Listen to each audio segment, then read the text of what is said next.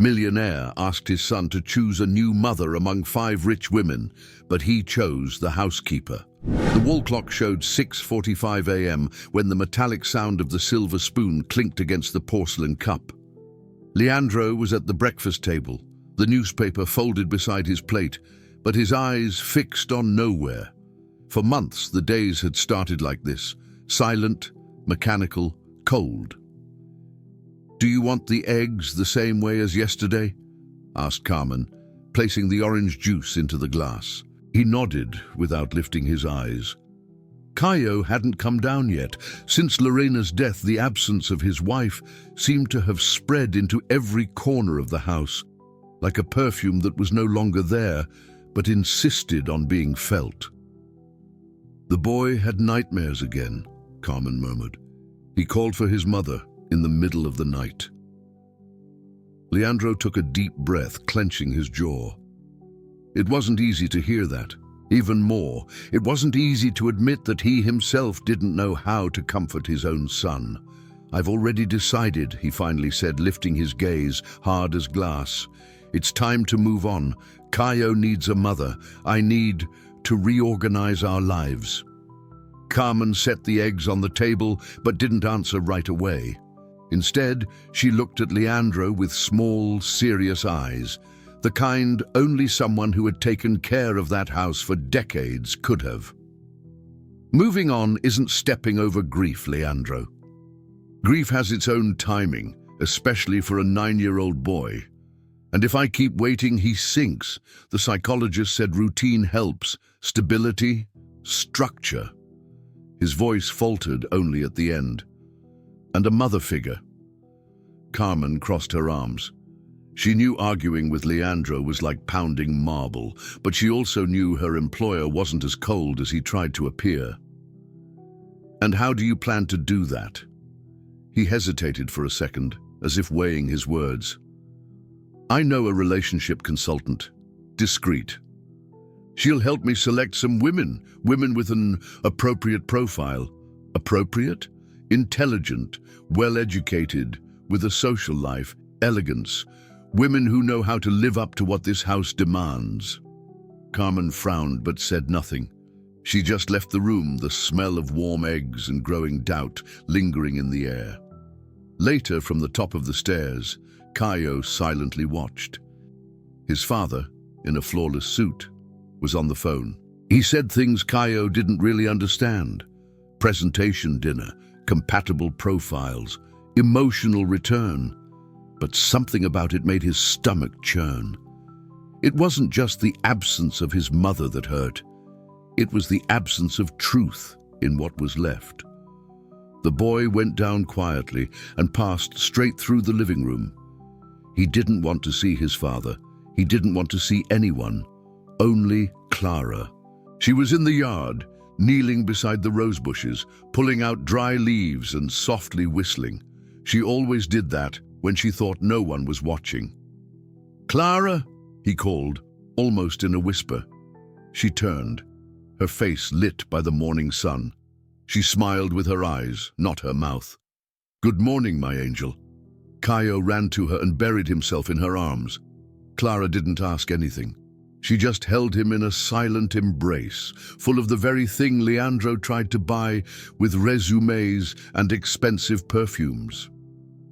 On Thursday, the house became a stage. New flowers arrived, silverware, a new wine selection. Leandro was planning a dinner to meet the 5 women chosen by the consultant, each with her social background, prestigious last name, academic resume. Caio found out from Carmen. He was in the hallway when he overheard her conversation with his father. "He'll have to get used to it," said Leandro. "It's time. This isn't a job interview, Leandro. It's your son's heart. He isn't a chess piece on your board." Leandro didn't respond. He just left the room with the firm steps of someone determined not to listen to anyone else. On Friday night, Clara was finishing putting away the kitchen utensils when Caio came in with tear-filled eyes. "He wants to replace me, Clara. He's bringing those women, and he's going to send you away, right? She knelt in front of him. "No one can take me out of your heart, Caio, and that's what matters. But what if he really makes you leave? Then I'll wait. At the gate, in a dream, wherever, until we meet again." Caio cried silently, not like someone suffering a cut, but like someone watching the ground give way. The next day, the 5 women arrived one by one. Leandro welcomed them all with a rehearsed smile, his hand on their backs, as if presenting a valuable asset. Caio watched everything from the stairs. The first, Veronica, wore a red dress and strong perfume. The second, Leticia, had a wide smile and eyes that didn't blink. The third, Renata, brought a gift, an expensive watch. The last 2, Marina and Isadora, talked a lot, laughed even more, but none looked Caio in the eyes. During dinner, Leandro tried to include him in the conversation, but the boy barely touched his silverware. He was tense, clutching the napkin as if it were a charm. At dessert, Leandro decided to break the ice. "Caio," he said with a forced, playful tone, "you have a good sense for people. Tell me, which one do you like best?" The 5 women laughed, waiting for the answer. But Caio slowly stood up, his eyes fixed on his father, his fists clenched. "I've already chosen." His voice came out clear, almost cutting. "Clara. I want Clara as my mother." Silence fell like shattered glass. Veronica laughed awkwardly. Isadora cleared her throat. Leandro turned pale. "That's absurd," he muttered. "Clara is an employee, Caio. She isn't family." "But she's the one who sees me," the boy shouted. "She's the one who listens to me, who stays with me when I'm scared. I don't want these women, not any of them." Leandro stood up. He was red, embarrassed. "Clara, I think you've crossed the line," he said in a low, harsh voice. "You're dismissed." "Leandro," Carmen tried to intervene. "Dismissed. Now." Clara didn't say a word. She went to the kitchen, took off her apron, grabbed her purse and walked to the door. On the way, Caio ran to her. "Don't go, Clara. Don't go." She knelt, cupped his face tenderly and whispered, "I'll wait for you, wherever you are." The gate slammed behind her. Caio stood still, then collapsed to his knees on the lawn, sobbing. Leandro stood at the door, not knowing what to do. Carmen just stared at him, as if saying without words, "You just sent away the only embrace your son had left." Clara didn't come back the next morning. The gate through which she had left, with firm and silent steps, remained closed, as if it guarded not only her absence, but also the pain she carried with her. Since she had gone, the house seemed bigger, empty of voices, full of echoes. Caio didn't cry anymore. He didn't need to. The pain had turned into a silence so dense it was almost visible. At breakfast, Leandro found his son's silence at the table strange, but he didn't insist. Carmen, older and wiser, just observed. She knew that words now would do more harm than good. The days that followed went by slowly, as if time itself was in mourning. The garden, once a refuge for Caio and Clara, was now only scenery. The rose bushes looked drier. The swing stood still. Leandro kept his schedule full. Appointments, phone calls, meetings with the relationship consultant. If there were doubts, he drowned them in logic. Clara was an emotional distraction, and Caio needed structure, not improvised affection. Or so he told himself. On Friday, the house was once again prepared. Polished glasses, soft background music, windows open so the aroma of lavender would spread. Carmen spent the day in silence. She already knew what was coming, and for the first time, she didn't have the courage to intervene. The women arrived one by one, all beautiful, well-dressed, with calculated greetings and well-trained smiles. Veronica, Marina, Leticia, Isadora, and Renata. They exchanged compliments about the decor, talked about the places they frequented, the trips, the influence. Caio watched from afar, leaning against the doorframe, arms crossed, eyes hollow. None of them seemed to notice his presence. During dinner, he was placed between two of them, like a centerpiece. They touched his hair, asked what he liked to do, but without waiting for an answer. It was a script. He was just part of the act. The silverware danced on plates, the wine flowed, and the laughter spread like wrapping paper. Pretty on the outside, empty inside. Leandro kept his composure, commented on business, mentioned Lorena only when prompted, always with a respectful, calculated pause. It was clear that, to him, this was a process, something necessary, rational. But Caio saw no logic there, only betrayal. Dessert was served. The waiter placed the mini pavés on the glass table, and Leandro seized the moment he had been waiting for. "Caio," he said with a forced smile, "did you see how incredible all these women are? Intelligent, elegant? I'd like to know, which one did you like best?" That was when time stopped. The boy dropped his spoon and looked around. His small eyes carried something far older than his age. None of the women held his gaze. He stood up without asking permission, walked to the side of the table where his father was, and spoke, not with anger, but with the certainty of someone who no longer wants to be ignored. "I've already chosen." Leandro frowned. The women smiled, eager for the invisible competition. "Clara, she's my mother now." The impact of those words was immediate. A dry silence set in. Glasses froze in midair. Nobody laughed. Nobody blinked. Leandro rose slowly. His face hardened, as if a threat had been made in public. "Clara isn't part of the family, Caio." "But she's the one who sees me," he replied, staring at his father with a tone far too calm. "She listens when I'm scared. She doesn't try to buy me. She just stays. And that's already being a mother." There was no scandal, no shouting, just a sudden chill in the room. Veronica whispered something inaudible. Renata adjusted her napkin on her lap. Carmen, standing in the corner, clasped her hands together. "This has gone too far," Leandro said, staring into the void. "Clara is fired. Definitely." Caio didn't react. He only stepped back, like someone hit by an invisible blow to the chest. His face showed no surprise, just a kind of pain he already knew. "Once again, you chose everyone, except me." And he left the room, without looking back. Later, Carmen found Leandro in the office in front of the unlit fireplace. He held a glass half full of whiskey but hadn't touched it. "Are you really going to keep that decision?" "He needs to understand limits." Carmen sighed, exhausted. "What he needs is to be heard. Clara wasn't a threat.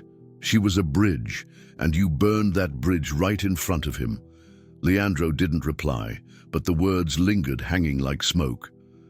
That night, Caio didn't have dinner, nor did he read, nor draw. He stayed in his dark room, wrapped in his blanket, hugging his pillow. From outside, no one heard him cry, because there were no more tears. The pain was mute now, like a house full of people, and completely empty. Mornings lost their color. Caio started waking before the sun, not by choice, but because sleep had become a rare visitor. He remained curled up in bed, eyes fixed on the window, waiting for something to happen. But nothing happened. Not Clara, not his father, not peace. Her absence was like an empty drawer. You know what should be there, and every time you open it, the emptiness hurts more. Leandro, for his part, kept his routine intact.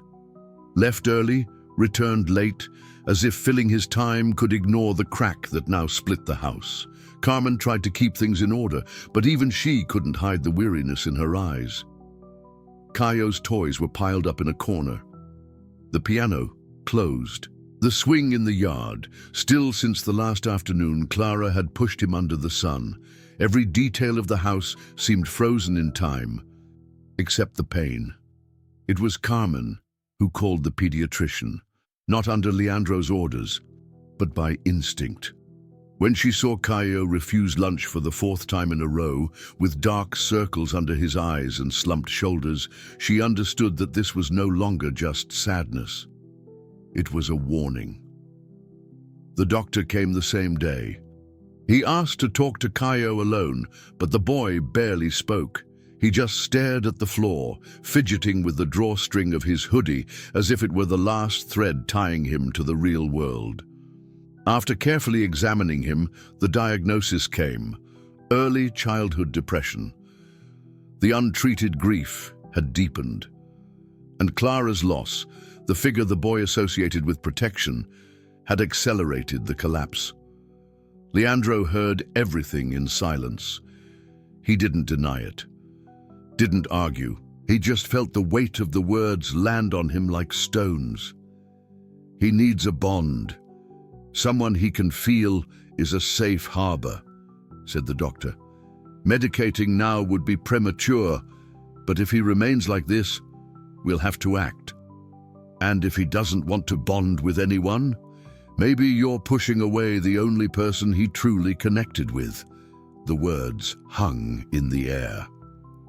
The next afternoon, a box arrived in the mail. It was from Veronica. Inside, an expensive gift, a professional drone with a camera and remote control. A note was tied with a red ribbon. To brighten your days, maybe we can play together next weekend? Carmen found the package untouched in the room 2 hours later. Caio had opened it, seen what it was, and shoved it under the bed. Next to it was the drawing he had made with Clara weeks earlier, the three of them under a tree, with the word family written in colorful letters. That night, Veronica showed up unannounced. I thought it would be good to see how he reacted to the gift, she said, stepping in confidently, carrying a perfume far too sweet. Leandro hesitated but allowed it. Veronica climbed the stairs as if she owned the house. She found Caio in the hallway, coming back from the bathroom, barefoot and with a vacant stare. Hi, Caio, she exclaimed, overly cheerful. Did you like the gift? He didn't answer, just walked past her. Annoyed by the indifference, Veronica grabbed his arm. When someone gives you a present, the least you can do is say thank you, she said, gripping tightly. It wasn't cheap, you know. Caio tried to pull away, frightened. Carmen appeared just in time to see the gesture. The boy's arm turned red where her fingers had pressed. Let him go. Now. Carmen's voice cut through the hallway like a knife. Veronica let go, disguising it. He needs discipline, not coddling. He's far too spoiled. Do, and you are far out of line. The argument was interrupted by Leandro, who appeared at the top of the stairs. His eyes fell first on his son's arm, then on Veronica's face. He didn't need to hear more. Get out of my house, now. Veronica still tried to justify herself, but the door closed behind her without another word. That night, Leandro didn't sleep. He sat on the edge of Caio's bed, watching the boy asleep, clutching one of Clara's drawings to his chest. His breathing was light but uneven. There was a paleness that frightened him. There, in the silence, everything fell into place. Clara was more than affection. She was ground to stand on. She was the embrace where Caio's grief found shelter. And he, in blind pride, had destroyed that bridge, thinking he could replace what could only be rebuilt with genuine love. The mask he had worn for months fell away. The firm businessman, the rational father, the man who knew what was best. Everything crumbled. For the first time since Lorena's funeral, Leandro cried, not like someone who had lost, but like someone who recognized he was responsible for part of the loss. On Saturday morning, Leandro put on simple clothes, grabbed his car keys, and left. Carmen saw him hurry through the gate, but didn't ask anything. She knew where he was going. The house where Clara now worked was smaller, with peeling walls and a simple garden. She had gone back to living life the only way she knew, with no room for illusions. She carried her pain deep in her throat, but never let anyone see it. When the doorbell rang that morning, she expected nothing more than a delivery or a neighborhood salesman. But when she opened the door, there he was, Leandro.